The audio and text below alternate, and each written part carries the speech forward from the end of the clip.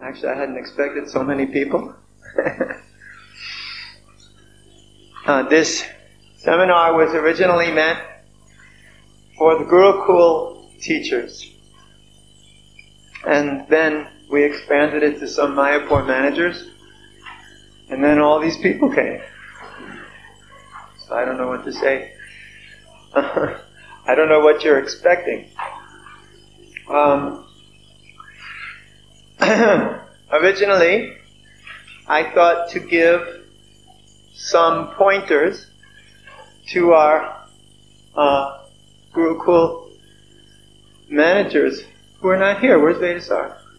Oh, there you are. Where's Mahavishnu? Okay.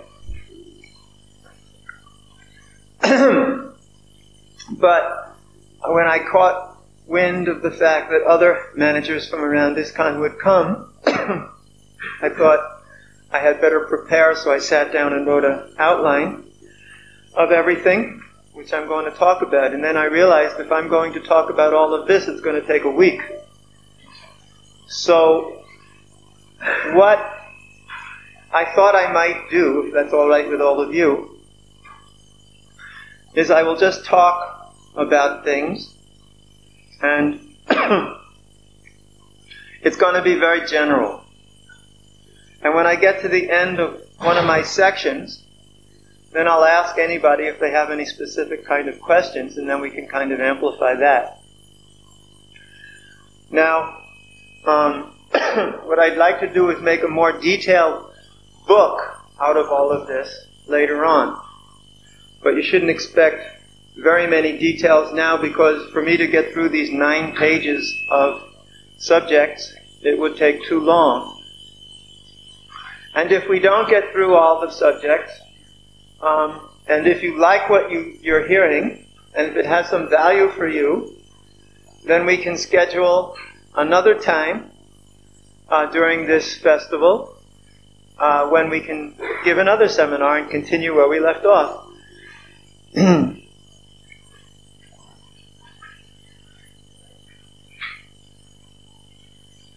So one thing about management is that it is not restricted to just managers. Everybody has to manage something. Mothers have to manage their children. Teachers have to manage their students. Everybody has to manage somebody. You have to manage yourself. We have to manage our lives. How we manage our clothing. How we manage our shoes. How we manage our cars. How we manage to pay the bills. How we manage to do all the things. How we manage to eat. How we manage to keep clean. These are all management issues. Now, these are very small management issues. And there are very big ones, like how you manage the development of Mayapur, how you manage the world. But the same basic principles are applicable on a small scale and a large scale. It's just the people who do them are usually of different capacities. Those who manage on a small scale have a small capacity. Those who manage on a large scale have a large capacity. And it's relatively different in between those two extremes. But everybody manages. So management is not necessarily a job description of a certain unique kind of person. It is something that applies to almost everybody in the world. And neither is management the exclusive domain of Kshatriyas. Sometimes people, they want to take, if you're going to talk about the Varnashram structure, they want to take the position of a Kshatriya and equate him with a manager. A Kshatriya may also be a manager, but he's much, much more than that. In the old system, the people who did the management and administration in the cities were called kayasthas. The kayasthas are administrators. The secretariat who do the actual work of administrating. I am not going to speak that much about the work of kayasthas in this seminar. I'm not going to tell you how to run an office. I'm not going to tell you how to do bookkeeping or accounting. I'm not going to tell you how to manage your financial affairs. You're not going to hear that in this seminar. This is not a seminar about the work of a kayasta that others can do. I cannot do. I'm not qualified and I'm not interested.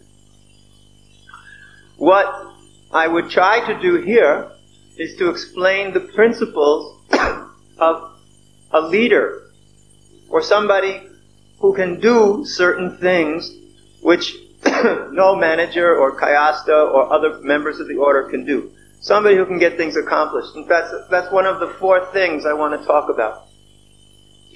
The first is organizing yourself. If you can't organize yourself, you can't organize anyone else. The second is how to accomplish things. After all, the purpose of management or leadership is accomplishing things. That is very important, especially in devotional service. We want to get things done.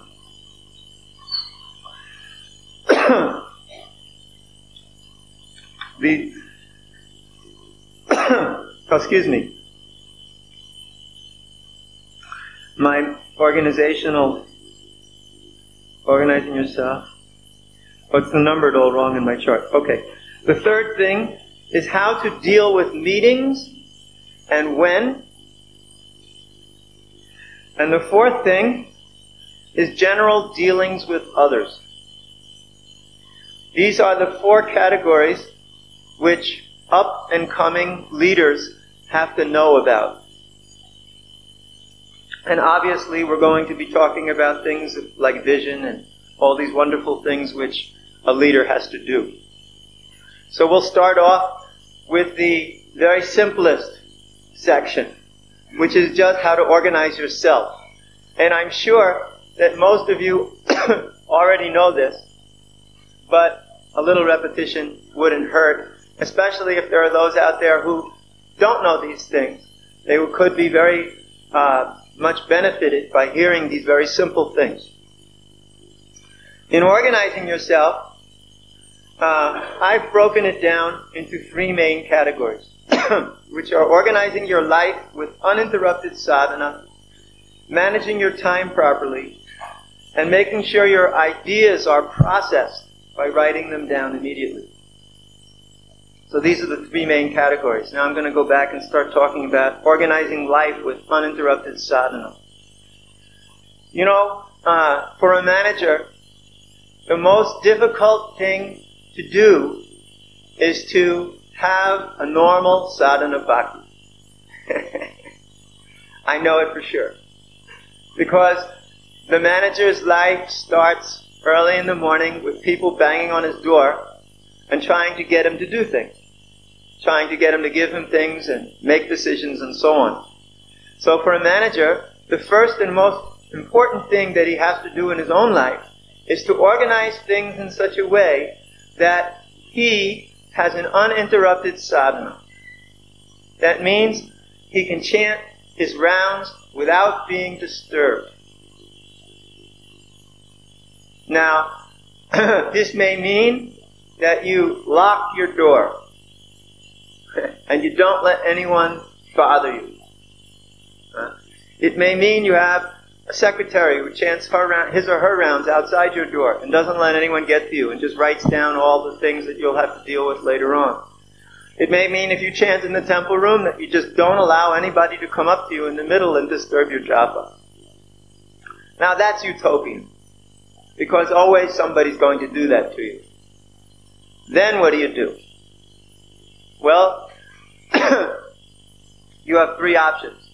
You can tell the person, go away, I don't want to deal with it. But then the person will be insulted. Or you can say, yes, what you're saying is great, but come to me after breakfast and I'll deal with it. Or you can say, go to so-and-so, he will take care of it later on. I also have one of these things. Sridhar Maharaj gave this to me. It's super. It's a note taker, you know. Whenever somebody, I keep it in my pocket when I'm chanting japa. Whenever somebody comes up to me and demands that I do something right away, I whip this thing out and dictate right into it, right in front of the person. He knows that I'm on the case, and he goes away happy. Another point is that when I'm chanting, I learned from Srila Prabhupada that he learned from his spiritual master, Srila Bhaktisiddhanta Saraswati Prabhupada, that while chanting, when you're chanting, you're actually praying to the Lord, my dear energy of the Lord, please engage me in your service. So naturally, different ideas of service will come to mind while you're chanting. So if you try to ignore them and say, no, I'll only hear the holy name, I won't think about these things. But usually what happens is these things keep on coming. They don't give up. Now, if you take the time to write them down or dictate them into a little gizmo, not everybody can get a gizmo. These are only $130, by the way. They're super, 16 minutes of time. But I used to do for the last 30 years with a paper and pencil. Just write it down. It takes 30 seconds to write it down, and automatically and immediately the point which is in your head goes out, and you can hear your rounds again. If you fight it, and if it's something that Krishna wants you to do, He's not going to let you forget it. And if you write it down, and then forget about it, it goes out of your head, and then you're chanting, and new things come in. Until Krishna programs you with everything He wants you to do, and you keep writing it all down, you're going to be stuck in a loop until you write it down. So don't think that getting ideas of service while you're chanting is pure Maya and you should forget about it.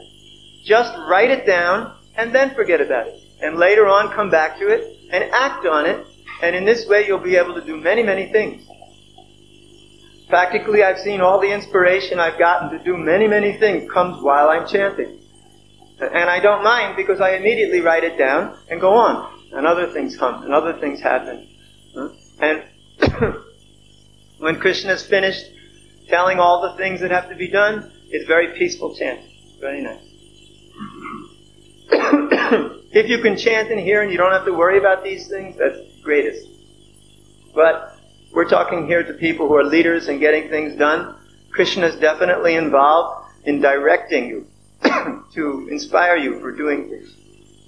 Okay, so don't let your rounds be disturbed by others. But if they come to you, deal with it as quickly as you can. And don't get entangled in having to stop chanting and doing something else. Always put it off. There's nothing really that has to be done right there on the spot. And if it has to be done right there on the spot, you're not delegating your authority properly. You have to have people who can assist you. Like if you're a temple president. You see, this is for leaders. All these principles are basically for leaders, those who are in charge of projects and things like this. Now other people, maybe in this room, temple commanders or others like that, you'll have to adjust some of these points according to your particular circumstances. But for temple presidents, they should never allow themselves to be deviated from their sadhana. Otherwise, if you start doing your work from the early morning, then your rounds go later and later. I know some temple presidents don't chant their rounds until 8 o'clock at night. That's useless. How can you be a good devotee chanting your rounds at night like that? Prabhupada once said that if you finish all your rounds by 10 in the morning, you'll never be in Maya. So you should finish your rounds in the morning. The morning time is for chanting rounds. All the rest of the time is for working hard all day. Get your rounds done first, then go into action. And never chant your rounds and talk to people and do other things and try to do this and that. You just chant your rounds and finish your rounds. Then work, full speed, with full determination. And if you know while you're working that, I got to finish 5 rounds, I got to finish 10 rounds, you're going to be disturbed and you're never going to be able to concentrate fully. Is that all right? I think everybody's nodding that this is a good point. Because you all know what happens when you don't chant your rounds first and then work. You get all screwed up in your rounds. Then you're not a good worker and you're not a good chanter. First things we have to be are good chanters. Good sadhana bhakti, good chanting. That means good regulative principles, everything. Get the rounds done early. And you have to read every day. If all you do is manage, and you don't read, you're not going to manage for long. You have to read the books of Srila Prabhupada every day. Essential. Usually when I tell the devotees, I order them to read 1 hour a day. But I can understand maybe temple president may not have that time. Try 45 minutes. Not less than a half an hour, but read every day. Try to go for an hour. It'll change your whole life. Then you'll understand who you're working for. When you read, you'll understand you're working for Krishna. You're working for your spiritual master, for Srila Prabhupada. You're working to spread Krishna consciousness all over the world. You're not just working. It's not a job. We're not just doing jobs. These are not careers. We're doing devotional service. We're trying to satisfy the Lord and fulfill His mission and make people Krishna conscious. So we have to know in our hearts why we're working and why we're taking all this struggle to be temple presidents or Gurukul principals or GBCs or regional secretaries or whatever we are. We have to do it for the satisfaction of the higher authorities, and you'll forget that if you don't read every day. So that's very important. You have to read and hear every day. Get to bed early. Otherwise the managers, they sometimes get into these cycles where they work until 10, 11 at night, then they get up late. Then they don't chant their rounds in the morning. Everything gets later. It's not that you accomplish more by staying up late at night. It's just you shift everything. Yeah? And instead of getting it done in the right time, you get it done at the wrong time. And your sadhana goes to hell. And your spiritual life gets weaker and weaker. So in order to be a good devotee, a good leader, you have to be a good devotee and make sure that you get to bed on time every day. And you get up properly every day and chant early. Don't work at night. At a certain point, stop everything. In my life, I stop everything at 7:15. That's it, that's it. Anything that comes after that has got to wait. If something comes to me, I may write it down or dictate it in here, but I won't act on it. Of course, that's big talk. When the GBC men come to me and they say, I'm leaving in 10 minutes, you have to do this. Well, then I have to do it. But, when you don't have to do that kind of stuff, then just push everything off to the next day. Don't work late. You have to get to bed early so that you're fresh the next day, and you should try to do some chanting and reading at night. That's very important. And maintain personal cleanliness and order. Don't make your room a mess, your clothes unclean, your body unclean, just because you're too busy. We have to maintain cleanliness and order in our lives. That's very important. You can't look like a hippie and expect that people are going to follow you. You also have to look reasonable and be clean. Okay, that was the first subject, which is organizing your life with a proper sadhana. Is that okay? Okay, next point is managing your time properly. Now, if you're going to do a lot of things, it's very important you learn how to manage your time. If you don't manage your time properly, then time is going to be wasted away. You're going to do unimportant things, and you're going to have many, many unimportant things that take up all your time, and the real important things don't get done. So, therefore, the rule is, you do first things first. You have to, this is part of prioritization. To understand what is the first thing to do. And what is then the second thing? What is the third thing? What is the fourth thing? I have to do this many things. Of this many things, which are the most important? In other words, if I didn't do anything else, but I did this, then things would be okay. Or I can do this and this and this, and those things have to wait. So you have to make prioritization. So the most important thing is to see the big picture. You have to see all the things that have to be done.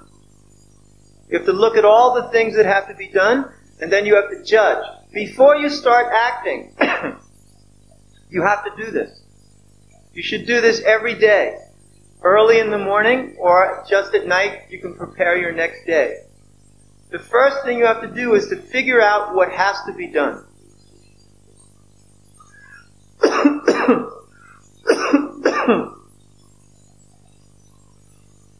It's a little difficult because all these points are interconnected, so it's tough to just separate them all and speak about them separately, so I can't follow my outline, unfortunately. Now you have to get the big picture. You have to understand everything that has to be done, and then you have to figure out, this shall be done first, this shall be done second, this shall be done third. And then you make lists on paper. Things to do. Now I have at least 6 or 7 things to do lists. There's my long-term things to do. That means I have lists, believe it or not, for 5 years, 10 years, some generations ahead. But I don't think that you might be having lists like that. Then there's the things to do this year list. Then there's the things to do next month list. Then there's the things to do now. And then of the things to do now, there's the do right away. So I have all these lists. And there's list papers all over my room with lists of things to do. And whenever I think of a new thing, it goes on one of these lists immediately. Because I'm always thinking. Isn't it? The nature of people to think.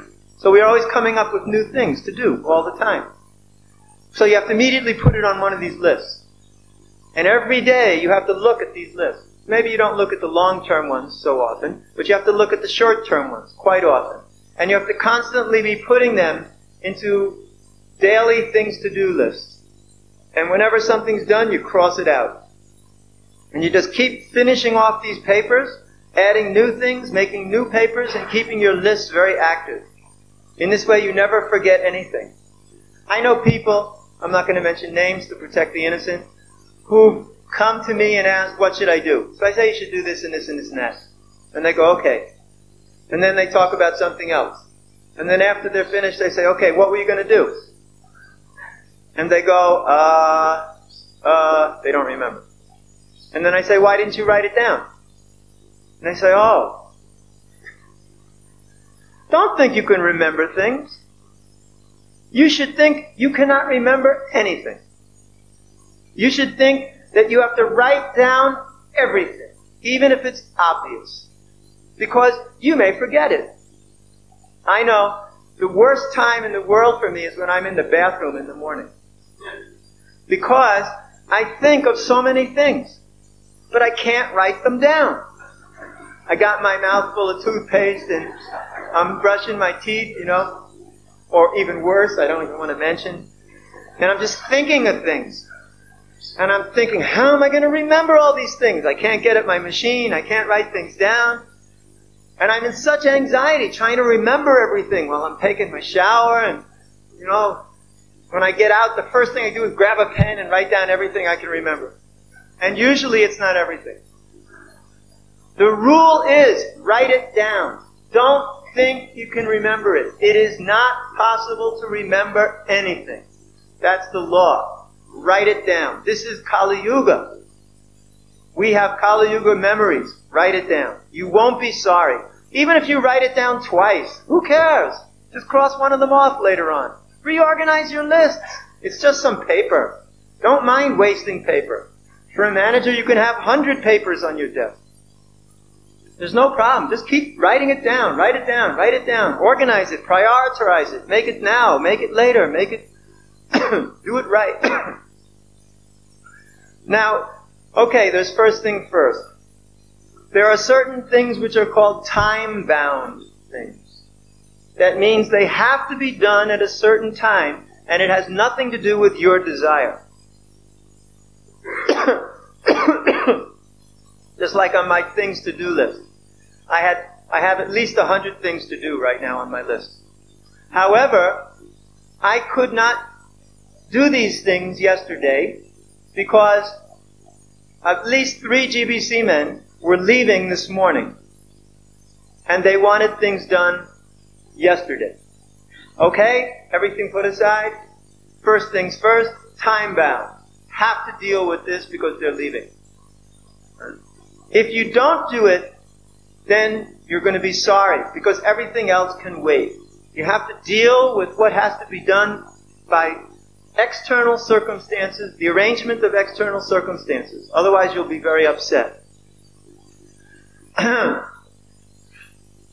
But one thing you should do is always make sure everything gets done. That's why you always cross off, and you set your goals to do all these things. You have to always keep crossing off until it's all done.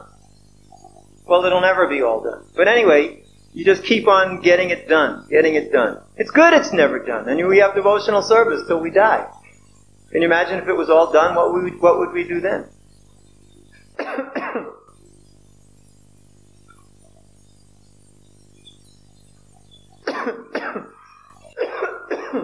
And you should avoid conflicting appointments. When you make appointments, I would suggest, everybody has different styles, but you have to see people and you have to do things on your own. Now you have to make a mixture of this. So you take a certain period of time out to see people. Let's say, just put it down. Let's say from 10 o'clock until 12 o'clock, just for example. Then you make appointments with people in advance. I will meet you tomorrow at 10 o'clock. And then make sections, 10 to 10:30, 10:30 to 11, like this. And try not to keep people waiting. That's very bad manners. That a person is coming and waiting and waiting and waiting, and then you put somebody else in. Stick to your schedule when you make it. So that when people come, they don't have to wait for hours for you. You should be thinking that their service is important too. Why should they wait for me? So you should try to get everybody in at the right time. And don't make conflicting appointments. That's just common sense. When I said don't worry about wasting paper, I know some people who make notes on little pieces of paper like this. It's my opinion, you should waste paper. That's good. It's good you waste paper. That's what paper is meant for. Because it's much worse to waste time and money.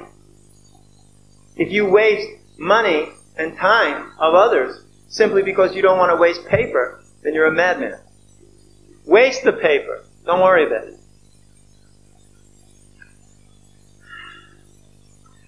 Okay, in your personal life, we talked about this before. When you're a manager, you should try to learn the art of delegation. As much as possible, delegate the work to others.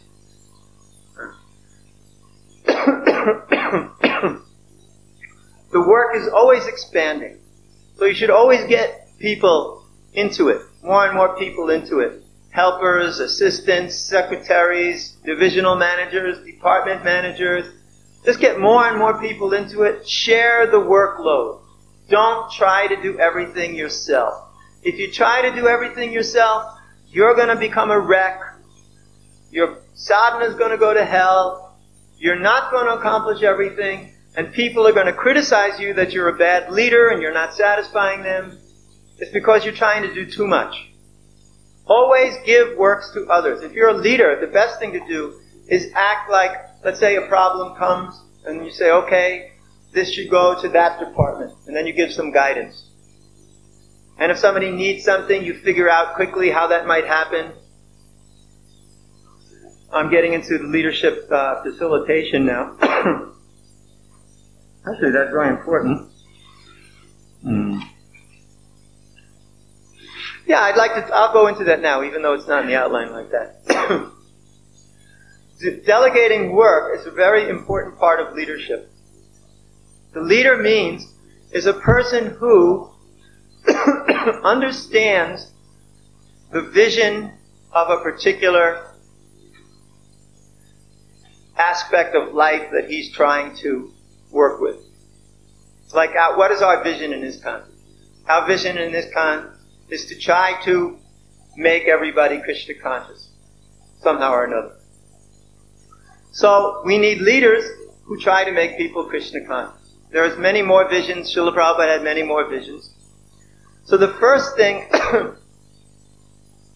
for a leader to do is that he has to have a very clear understanding of the vision that he is working with. Like here in the Mayapur project, we have a vision. Prabhupada gave it to us. He got it from Bhaktivinoda Thakur. He got it from Lord Nityananda. There should be an Advaita Mandir here, and all around it should be a wonderful township, which is based on the educative principles that used to be dominant here in Navadvip 500 years ago and before. Spiritual educative city. A center for spiritual education, where everybody can learn spiritual life in all details and all aspects of social existence in a Krishna conscious fashion, centered around Shri Shri Radha Madhava and Panchatattva. That's the vision. The leader has to first of all understand that vision. If a leader is small-minded and doesn't have a broad vision, then what happens? First thing is, he can't accomplish the vision because he doesn't even know what it is. The second thing is, he can't attract everybody because many people will not find their place in that vision. The vision has to be broad so that everybody can buy into it. And he won't be able to accomplish it because he cannot attract people to work in that way for small-minded visions. Therefore, vision is the most important thing. You've got to get people to buy into your vision. If you have a good vision and others buy into it, you can conquer the world. If you don't have a good vision, you can't get anyone to buy into it, you can't even inspire yourself over long periods of time, then you can't accomplish anything. So for a leader, the most important thing is to have vision and to give it to others. Now you can do that in different ways. You can sit everybody, let's say you already have a vision. There's no need to develop it. Then you can talk with individuals. Let's say you want to bring individuals who are very talented into the project. So you speak with them on a one-to-one basis. And then you tell them about your vision. And you tell them how they fit into the vision. And then you tell them how it's in their interests to work in this vision. A leader not only just talks big, but he knows how to facilitate others to accomplish that vision. Let's say I want you to work in the temple. If my vision includes how you will maintain yourself and how you will be happy and inspired, then everybody will want to join with it. Now it's easy here to talk about the Mayapur project. That's kind of obvious. But I'll tell you an example about the New York kitchen. It was I just come back from India, so they put me in charge of the kitchen. Usually, people are not interested in the kitchen. You know, it's just a place where you go and you do some drudgery and then you get out. It's not a very inspiring place. So I thought, why should the kitchen be so dull? Why shouldn't the kitchen be a dynamic place? So I started giving some visionary ideas to the people who worked in the kitchen. But you know what the goal of our kitchen was? To cook so well that every devotee in this temple will become so satisfied with us that they will want to work in this kitchen. They will want to become part of this family in the kitchen. And they will go out and serve all day long with complete satisfaction. Actually, this vision was not the real vision. We didn't even know it. Actually, we started controlling the whole temple from this kitchen. Because everyone was so satisfied with what they were eating that they were willing to do anything for the people who were doing this work in the kitchen. Now that wasn't the goal. It just happened that way. But that was a kitchen. And when everybody came to the kitchen to work, we made sure they ate good. Because Prabhupada said, if you like to eat, you can cook. We didn't have skinny cooks. We made sure every cook ate good. We sat him down, we fed him good. Another thing that happened at that time in the kitchen was that, anyway, I won't tell you that story. That's a long story.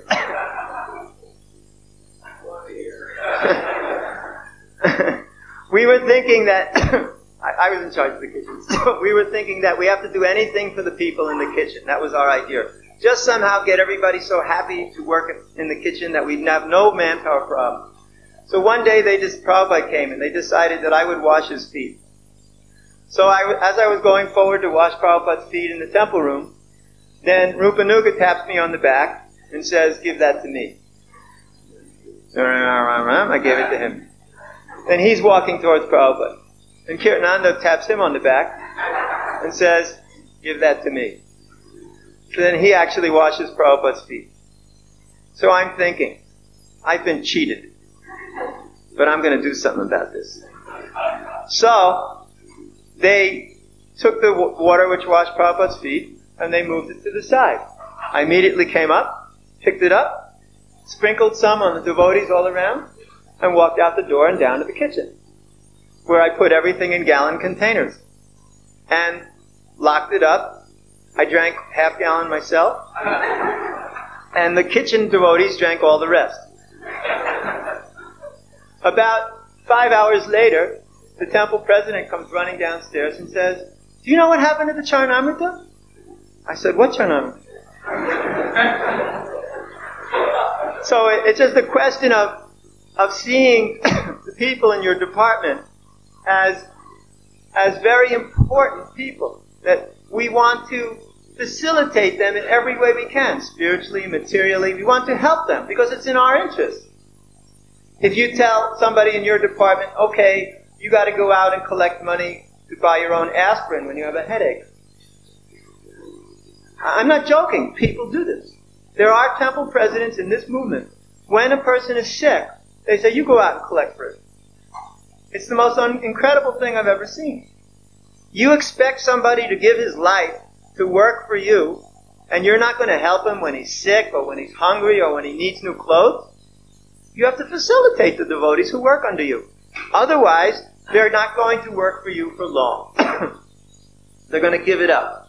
Therefore, the first thing the leader does is make sure the devotees who work under him are facilitated. They have what they need personally, and they have what they need to do their service. If they need a telephone, he gives them a telephone. If they need a car, he gives them a car. Because he knows it may be costly now, but that will expand their service very much when they're properly facilitated.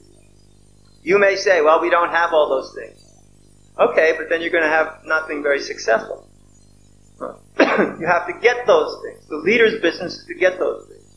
Just like in universities, university presidents. Do you know what the main job of a university president is?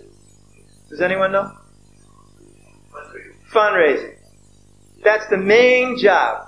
He's going out to dinners and parties and to other corporations all day long. He's just raising the funds so his university will work. Because without money, nothing works. So if you're a leader, one of your main jobs should be to facilitate all the works you want to do. Otherwise, they're not going to happen. It's the first thing. Of course, you can also start off small and grow gradually. That's okay too. But we're talking about leaders who are working within established things. There are different ways you can run this seminar. I've chosen it to take in this path because we have many, many established things around ISKCON, and I was not necessarily thinking about speaking to leaders in Russia and other places which are poor. But rather I'm talking to people where there are developed things where they can do this kind of work. So facilitation is the first job of a good leader. The second job of a good leader. Give the vision, that's the first job. Then bring the people on board with the vision and facilitate them so that they can do their work. This is the work of the leader. Facilitation means many things. We can get into that. Let's go into the section of accomplishing things. If I can drink some water, please.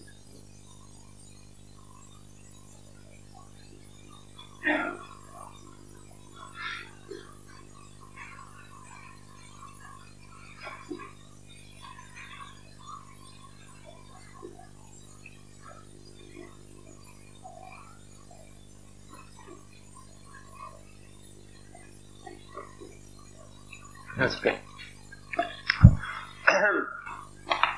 After I finish this,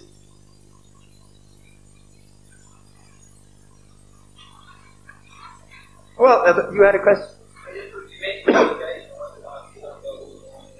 Facilitation? A delegation I mentioned too.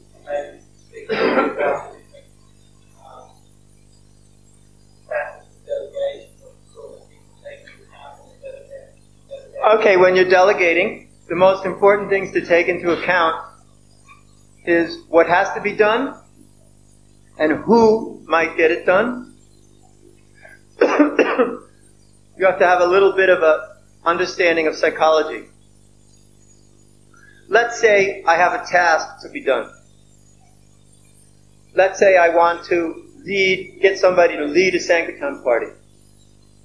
That's a task that we're all familiar with. It's not a big deal.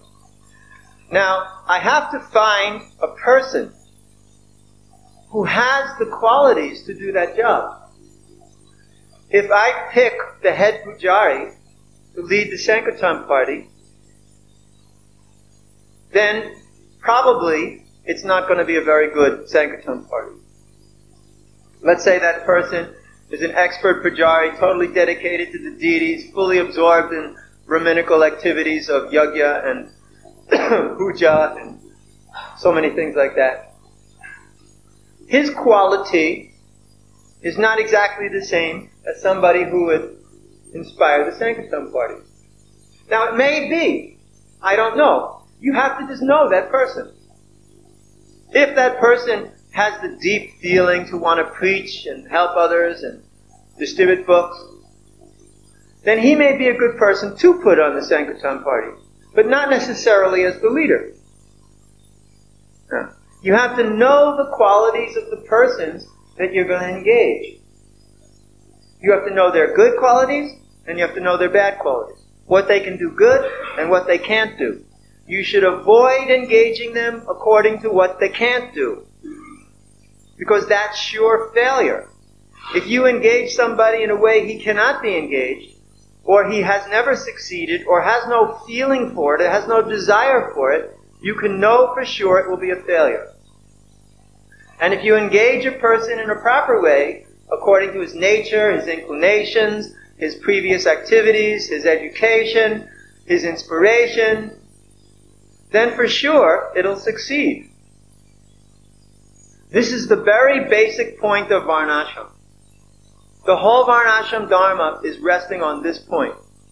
Knowing the qualities of the different people in the society and engaging them in the proper work accordingly. If you know this art, you can do wonderful leadership and management in any field you attempt. And if you don't know this art, whatever you try to do will be a failure. Because you'll never be able to get people engaged to delegate things to do the work that has to be done, because you'll always have the wrong people in the wrong places and everything will be a mess. You know what I mean? It's really important. You have to see, this person is very scholarly. This person wants to just write and to preach and to do many things like this. Then if you're thinking, well, I need somebody to run my bliss bar business. And do the needful, Prabhu. We need the money, you gotta surrender. So then we put this scholar running the bliss bar business. And we find pretty soon the bliss bars have little paragraphs of philosophy imprinted on the back. But the business is not going so good. If you want to sell bliss bars, you get a good businessman involved. If you want to write philosophy, you make sure it's a philosopher involved. If you want to do protection of devotees, you get a good person who knows how to do that kind of work. You have to get the right people in the right places. That's the whole point of Varnashram. Therefore, the leaders have to be very perceptive. They have to see what people are. Now, I can guarantee you, this is not going to be easy. There are many obstacles. First of all, you're not trained up to see the qualities of others. You never learned the art. So if you just start telling, oh Prabhu, you're actually a Sudra, why don't you go dig a ditch? Well, you may get in big trouble. First of all, you should never say things like that. We don't say things like that. Oh, you're just a this. Everybody's important in this society. Prabhupada used to give the example that if you think the leg is not important, the sutras are compared to the leg. If somebody says, oh, you can cut my leg off, it doesn't matter. It's just a leg. But it's my whole body. I care just as much about my leg as I do my head. Obviously, head is more important than leg. I can live without leg. I can't live without head. But if you ask me, shall I cut your leg off? It's not important? Of course not. I won't even let you scratch my toe. It's all important to me. Similarly, all the members of the society are important. It's just that you have to engage them according to their qualities. You have to know their qualities, and you have to help them to know their qualities. It's a two-way street. It's not just enough that you know their qualities. That's not enough. Because unless they know their qualities, if you try to engage them according to their qualities, they may object. Therefore, the leader has to be an educator as well. He has to help the people he works with understand their qualities so that they can be properly engaged and satisfied without feeling frustration and feeling rebellious against the leader. This is the main thing that makes management in a society work. When the leaders understand the people's abilities and engage them accordingly. And you'll see when you do it like that, that when that person starts to blossom in his particular engagement, he'll be so happy and thankful to you. He'll say, I didn't even know I could do that. He'll be so happy at what he's doing because he's becoming a valuable, relevant member of society who is productive and accomplishing things for the satisfaction of his spiritual master and Krishna. That's what everybody wants to be. But the funny thing is, sometimes people think, I'd rather be a GBC because they're the big shots. If I can just be a GBC, I'll be on top of the pile, and then I'll be happy. Well, Prabhu, that's not going to necessarily make you happy. I know plenty of GBC men who are totally miserable. It's not being a GBC that makes you happy. It's devotional service that makes you happy. If you're engaged properly according to your capacity, then everything will be a success. You don't have to have this upward mobility. You just go to higher and higher positions of management. That's not necessarily success. You know, in the material world, they have the Peter principle, which means a person keeps going higher and higher and higher in the hierarchy until he gets to a point where he's totally inefficient and thus he can't go higher. But what happens is he's stuck in an inefficient position and he doesn't go down because it's degrading and demeaning, and he can't go up because he's not useful, and he's useless in the position he's in because it's over his head. So we have to avoid that in ISKCON. People should stay on the level where they're happy. I know some devotees, I've asked them to be temple presidents. They've done it out of duty. This was in the Do the Needful days. They've done it out of duty, and they did a lousy job. They were miserable. The devotees were miserable. Finally, we had to pull them down, put them in some other position.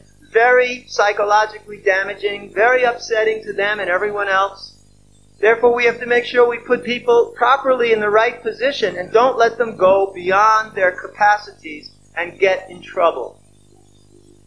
So you have to understand, what can somebody give? That's not just his limitations also. You should understand his gifts. Everybody has gifts to give.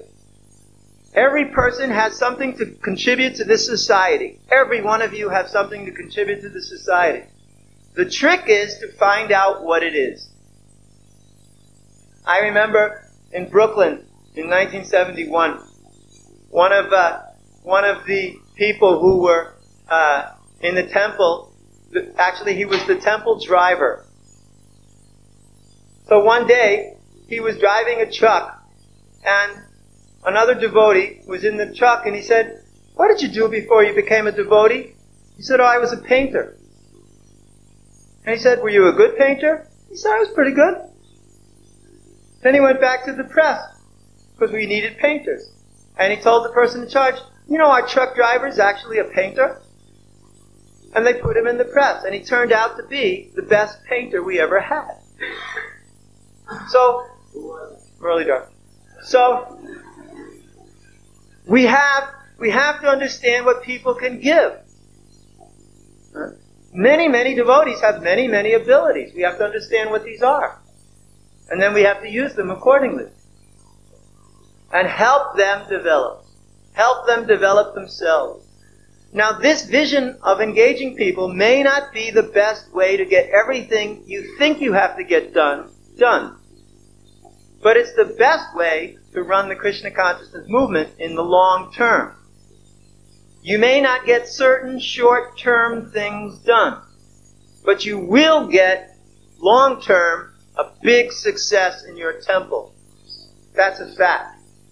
But you have to learn how to keep things balanced while you're doing this, so that the whole temple doesn't go bankrupt while you're being a great Varnashram leader. We can't be pie in the sky either, you know.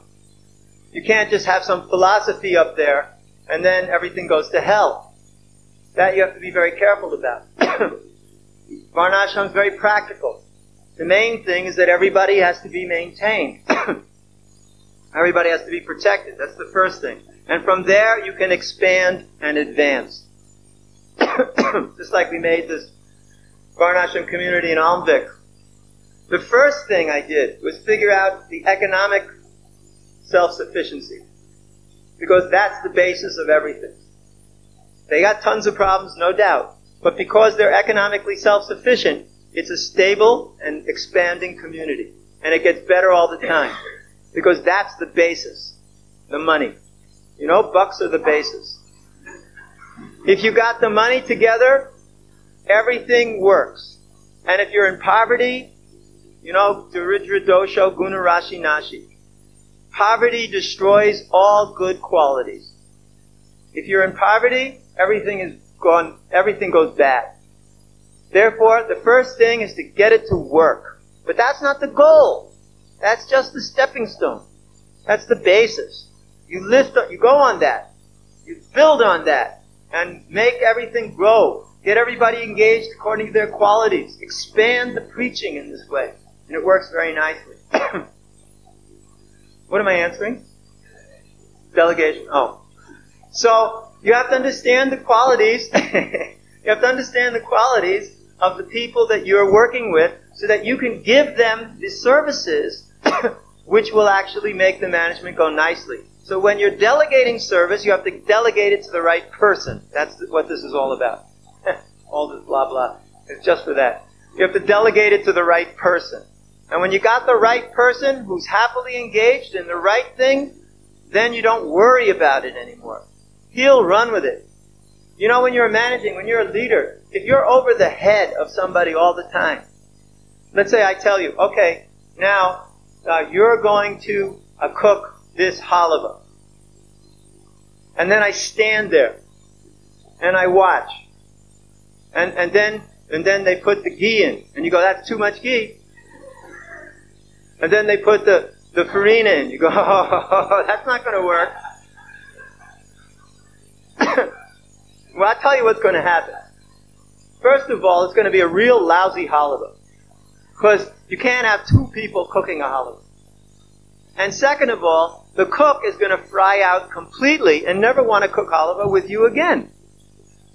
When you give somebody an assignment, you say, okay, here's this assignment for you. Do you agree with that? Yes, this is a good assignment. Do you have any questions? Yes. What about this and what about that? Okay. How about this and this? Question answered? Yes. No more questions? Okay. Do you need anything? Yes, I need this and that. Okay, here it is. Or here's where you can get it. Are you happy now? Yes. Go for it. Let me know what's going on. Tell me what's happening. Let's say you give somebody the assignment to write a certain paper or print a certain book or do a certain task, you do it just like that. You tell them what has to be done. You ask them if they have any questions about it. You facilitate what they need. And when they're all agreed, you let them run with it. If they have questions, they can come back to you, but you shouldn't stand over their shoulders. There's nothing worse than standing over someone's shoulders. If you're a good leader, you have to be willing to let people make mistakes. I know that I learned everything in this paper from Srila Prabhupada. And especially I learned the fact that he was willing to let his leaders make mistakes and learn from them. He would not criticize everything. If you criticize everything a person does, they will get discouraged. And they will ask you, well, what good have I done? You have to let them do what they're trying to do, and then help them to do it better when they need it or want it. If they can accept your help, give it. If they cannot accept it, stand back, and when they fall into trouble, save them. They'll be very thankful to you. That is an essential principle of developing leadership qualities in others. Don't over-mother them. Personally, I hate the way my mother used to drive me crazy. Every little thing, constantly telling me what to do and how to do it and how to fix it. Give me a break already. Let me go out and try it, and if I blow it, okay. I'll learn from that and do it better. That's what Prabhupada said. I graduated from the school of hard knocks. Because that's the way I like to learn. Go out and try it. Meet with problems. Conquer the problem. Meet with problems. Fail. Think about that. Figure out what was wrong. Ask some questions and go and do it again. And don't give up. Now, that's a good way for a person to learn, but a leader sometimes has a problem with that. I also have problems with that. Like when I see somebody doing something completely wrong, there's a couple of ways you can deal with it. Sometimes I bring them in and we talk about it. We're just talking, friendly talk. How's it going? What are you doing? Had any problems? Usually different people will say different things. Some will say, everything's great, nothing to worry about. Then, if you have a everything's great, nothing to worry about person, you say, I heard that actually you lost all your money the other day. Can you tell me about that? Or, oh yeah, well that was that one's fault and that one's fault. Oh really? And you have to talk about it. You have to drag it out of them like that. I heard this and I heard. You have to do your research. You have to do your homework. You have to know what's going on underneath you. You have to drag things out of the people like that. Then another one may say, well, I did this mistake, and I did that mistake, and I did this mistake. Then you suggest, well, how can I help you? Don't just immediately start telling the person what to do. Okay, that's because you did this, and you did this, and you should do this, and you should do this. Then the person doesn't think and doesn't learn anything. He's just a robot. You just tell him what to do, you program him, and he runs out the door and does it. That's what we don't want. We don't want robots. On the other hand, other commanders in other armies, they were taught how to think for themselves. They were trained how to take responsibility without having to go back and get everything confirmed by some leader. If you're a leader who demands that everything get confirmed by you, that's called a bottleneck. You know what a bottleneck is? It's bottles like this, and then it goes up like this into a small little space, and that's how it gets pointed at, like this. And everything gets pointed out. This is a bottleneck right here. The capacity of this bottle to pour is limited by the size of that thing right there. No matter how big this is down here, the whole capacity of this bottle is limited right there by this bottleneck. So you may have 10 billion tanks and atom bombs in your army, but if everything has to go through one person, or even a group of persons, that's called a bottleneck. Nothing will work. Because things will happen faster than that group can deal with. So in good management, whenever you see a bottleneck like that, you've got to fix it. You have to widen the bottleneck. Widen the neck of the bottle. You have to put more people, to take more decisions. And actually, Prabhupada's principle was, you bring the decision-making power down into the local levels of management. This is very essential. He did not want, for instance, everything to be decided by the GBC. Some people think that the GBC is the ultimate managing authority of ISKCON, and the GBC. That's a good way to make every GBC man completely neurotic. People have to have the autonomy to get things done. Not that everything goes back to the temple president, and you have to get every single thing. Big temple presidents know this very well. Okay, that is understood. But does that mean you let people do whatever they want? That's also not leadership. Leadership doesn't mean that you do everything, and it doesn't mean that everybody else does everything and you do nothing. It's a combination of the two. This is where monitoring activities comes in. Let's say I'm a temple president. I'm sorry, I'm going from GBC, temple president, generals of Russia, and so many different examples, but you can get the point, I hope. Is it too chaotic? Okay. This is just off the top of my head, this whole thing, Anyway, forgive me if it's a little spaced out. But let's say you're a temple president, and you've got these divisional or departmental heads. I mentioned puja, kitchen, sankirtan, treasury, preaching, bhakti program, so many things. So what do? You bring them all together. You talk together about the temple's vision. They all buy into that vision. You divide up the labor, division of labor. Everybody gets his duties. You put a person in charge of each of these duties. And then you watch. This is monitoring. Now, there's different ways you can watch. Sometimes you can watch by getting reports. The department head sends you a report on comm or a piece of paper, snail mail, or maybe he just hands it to you. Or maybe he tells you verbally, this is what's happening. That's one way to monitor. You get reports. Another way to monitor is to go there and see what he's doing. Look with your own eyes. The kitchen in charge may tell you everything's fine, but if you walk into the kitchen at any point in time and it's a filthy mess, you know it's not fine, and they need correction. Then you should correct them. A very important point at this point, never chastise anyone in public unless you're trying to teach everyone a good example.